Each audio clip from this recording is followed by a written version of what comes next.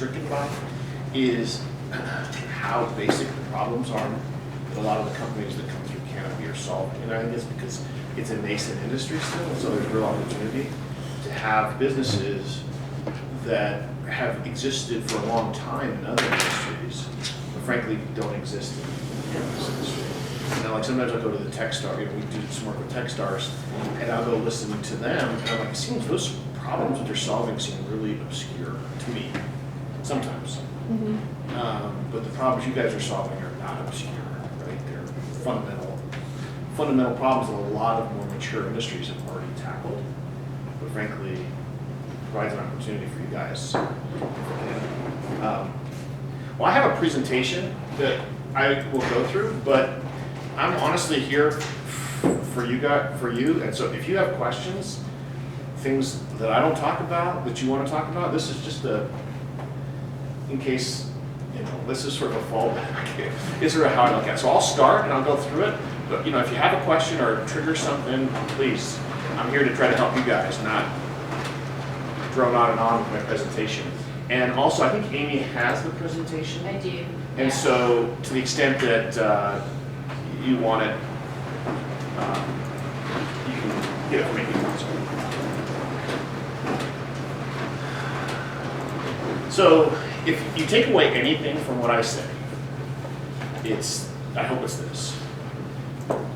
Our job as your advisors are to try to future-proof you, to make you as investable as possible from a legal standpoint, to make you as acquirable as possible from a legal standpoint. What that means is a lot of times you want to be as boring and vanilla as possible when it comes to the way that you do things. Right? You do not want to be the first person to try this really unique and innovative fundraising mechanism or IP ownership thing. Just do it like everybody else. And I know that's boring, but if you don't do it like everybody else, then when you're being diligenced, the potential investor or partner, what's going on? These guys don't know what they're doing. And in sort of the ancillary cannabis space, there is a bias, unfortunately, against us. And I include myself in the space because I do a lot of work in this space. And so we need to look as presentable and professional and normal and vanilla as possible. Again, speaking about the legal diligence, or the legal documentation.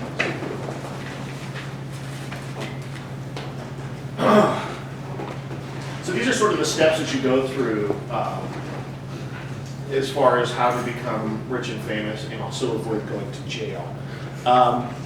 Two things that I sort of want to hit on here, and I won't read all this stuff, you guys can read over my shoulder. Two things I want to hit on that will make you future-proof is one, nailing down your cap table, making sure that every grant or every person listed on your cap table has an equity grant document associated with them. If you've promised equity to somebody, get it documented that they have the equity, right? Do not leave those kind of things floating, because those kind of things, if they're left floating, sometimes they don't get done. Or sometimes there's a misremembrance. Or sometimes it says, hey, we talked about making it 2%, but I thought we talked about maybe 3 or 4%, right? And they'll hold you up. So to the extent that you can get your cap table nailed down, do it and do it now. So that's one. The other is IP ownership. This is the other mission critical piece that you guys have to focus on from a legal standpoint. What that means is if you have produced intellectual property that the company uses, and you produce that intellectual property before you form the company, make sure that that gets assigned into the company. Investors will want to invest in a company, or buy a company, for that matter, that owns its IP to the extent possible. Okay? And then, after you've assigned the technology into the company, you want to make sure that anyone who touches the company's IP going forward has assigned that into the company. And you do that with an independent contractor agreement, if you're hiring independent contractors, or a PIIA, or confidentiality and invention assignment agreement that you have employees sign. Okay? So again, to summarize, 1, cap table, get it nailed down. 2, IP ownership, make sure that that is formally documented with respect to anyone who has touched the IP. And frankly, anyone who has worked for your company at any point, even if they don't touch the IP, you'll probably want to have them sign an independent contractor agreement or proprietary information convention assignment agreement. So those are the two issues that you guys need to be focused on. The good news is almost everything else is much less critical, okay? And so I know that you guys have limited dollars for legal, and that cash is king for a lot of early stage companies. And so my sort of advice to you would be, look, does it make sense to call a lawyer and deal with these issues? It does if we're talking about one of those two things. It may not if it's anything else. Okay. Let me stop there. Any questions before I move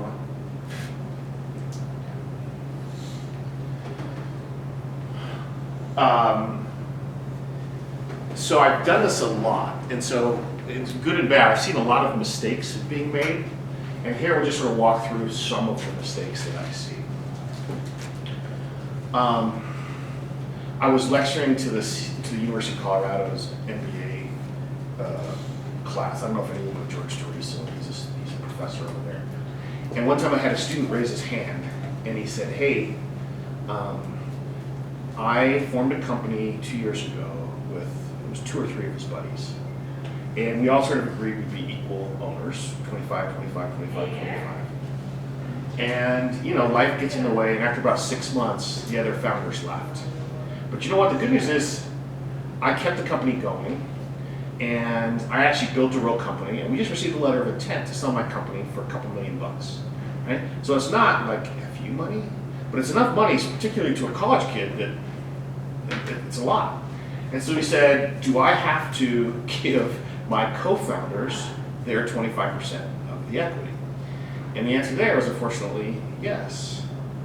Because you didn't do vesting of your equity. And I know sometimes people think, well, I don't want vesting of my equity because what happens if you think about how it'll impact you. But what you really should think about is how it impacts the entire team. And it ensures that the right dynamic is created where you're all incented to drive value to the company. And if somebody does leave, well, you don't have to worry necessarily about about what happens to their equity, because some of it, to the extent not vested, is clawed back by the company. Formation. Yeah. What's the equity model that you guys suggest, like a 4-year versus? Yeah, that's a good question, and that comes back to looking like everyone else, honestly.